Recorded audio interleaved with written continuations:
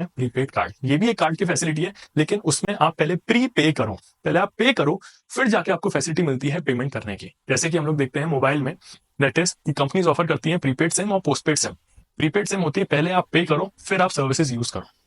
Post पे होता है, पोस्ट पेड इज बेसिकली कि पहले आप पूरी सर्विसेज यूज कर लो मोबाइल की, आप आराम से फोन पे बात कर लो, सब कर लो, और फिर आप पे करो कंपनी को, उसको बोलते हैं पोस्ट पेड।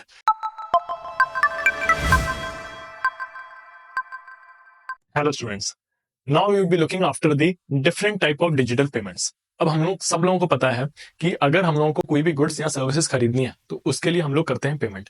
अब पेमेंट या तो हम कैश के थ्रू कर सकते हैं या तो हम लोग ऑनलाइन भी कर सकते हैं, राइट। तो सबसे पहले तो जो ट्रांजेक्शन्स होते हैं वो एक होती है इकोनॉमिक एक्टिविटी। अब इकोनॉमिक एक्टिविटी क्या होती है? इकोनॉमिक एक्टिविटी वो एक्टिविटीज होती हैं जिसमें जब आप कुछ परचेज कर रहे हो, या तो आप कोई गुड्स ले रहे हो या तो आप कोई सर्विसेज ले रहे हो, उसके बदले में आप कुछ पेमेंट कर रहे होते हो, उसको हम लोग बोलते हैं इकोनॉमिक एक्टिविटी।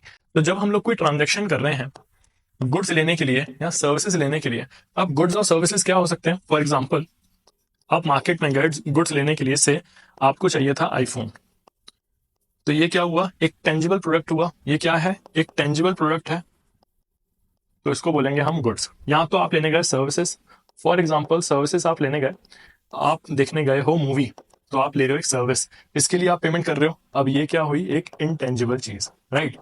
तो जब भी हम ट्रांजेक्शन में आते हैं, या तो हम गुड्स लेते हैं टेंजिबल थिंग्स, या तो हम लोग सर्विसेज लेते हैं इनटेंजिबल थिंग, तो उसके लिए जो पेमेंट का मोड होता है, या तो वो कैश होता है या तो वो digital, that is non cash होता है। कैश का मतलब कि हम लोग मार्केट में गए, हम लोगों ने सेलर को पेमेंट करी कैश में, और हम लोगों ने गुड्स ले लिए। इधर हम लोग करेंसी पे कर रहे हैं या कॉइन्स पे कर रहे हैं।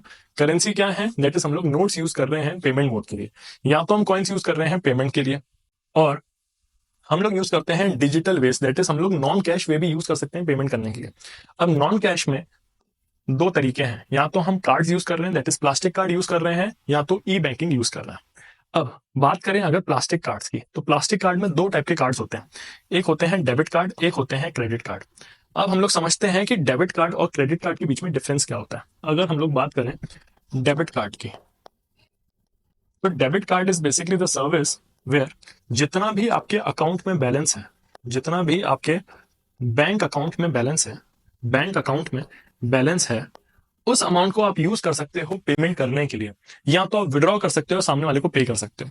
तो डेबिट कार्ड क्या होता है? डेबिट कार्ड एक ऐसी फैसिलिटी है, आपके अकाउंट में पैसे हैं तो आप उसको यूज कर सकते हैं किसी को भी पेमेंट करने के लिए, राइट। इसको बोलते हैं हम लोग डेबिट कार्ड। अब एक होते हैं क्रेडिट कार्ड, एक होते हैं क्रेडिट कार्ड्स। अब क्रेडिट कार्ड क्या होता है? अब आप लोगों ने अक्सर सुना होगा कि बार बार आपके पेरेंट्स को फोन आ रहे हैं कि सर आपके लिए एक ऑफर है, एक क्रेडिट कार्ड आपके लिए है, आपके लिए ही बना है, क्यों नहीं आप अप्लाई क्यों नहीं करते हैं इस कार्ड के लिए? तो credit card is basically the service जहां पे बैंक आपको एक लोन दे रहा है। बैंक आपको क्या दे रहा है? एक क्रेडिट लिमिट दे रहा है, एक लोन दे रहा है। तो क्रेडिट वर्ड से हम समझ सकते हैं कि यहाँ पे एक हम लोगों को क्रेडिट मिल रहा है, हम लोगों को एक टाइप का लोन मिल रहा है। किसकी तरफ से? बैंक की तरफ से।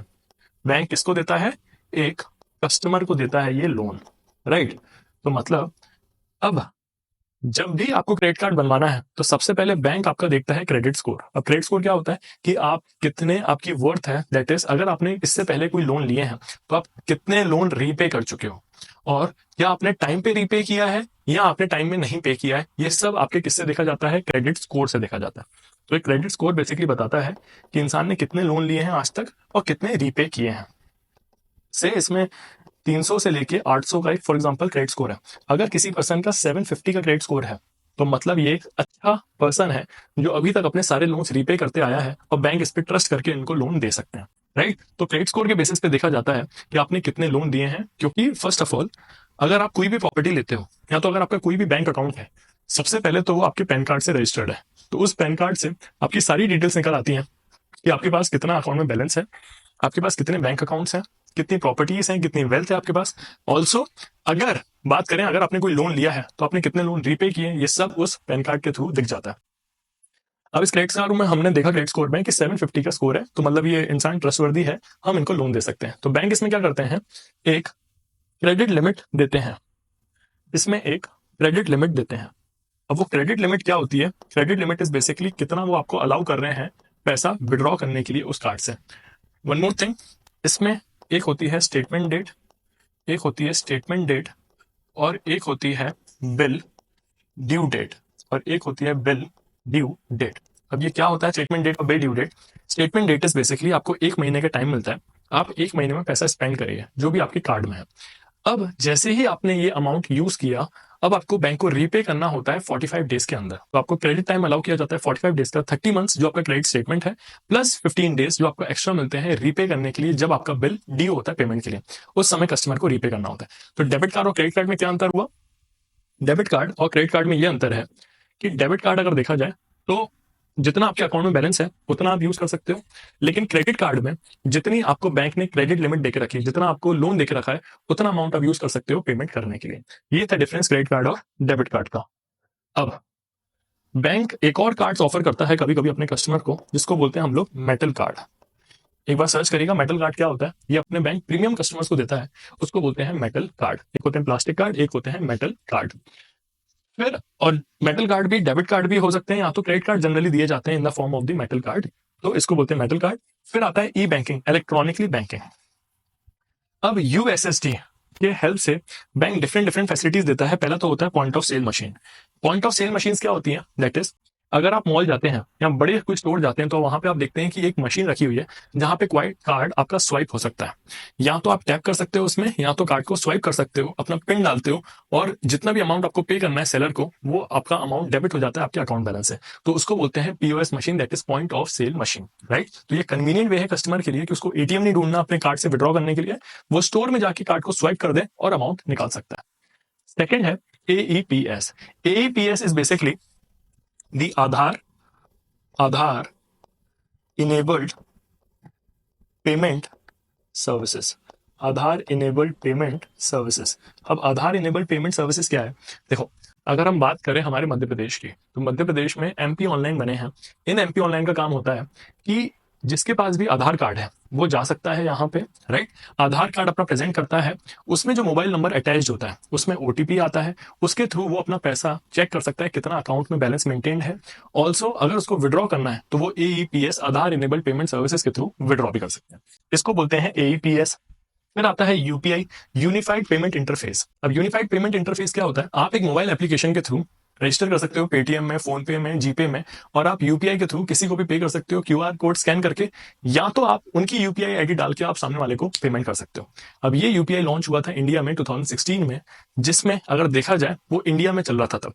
लेकिन एक और बात बता दूं, ये अब सिर्फ इंडिया में प्रेजेंट नहीं है, अब ये बहुत सारी कंट्रीज में हो चुका है।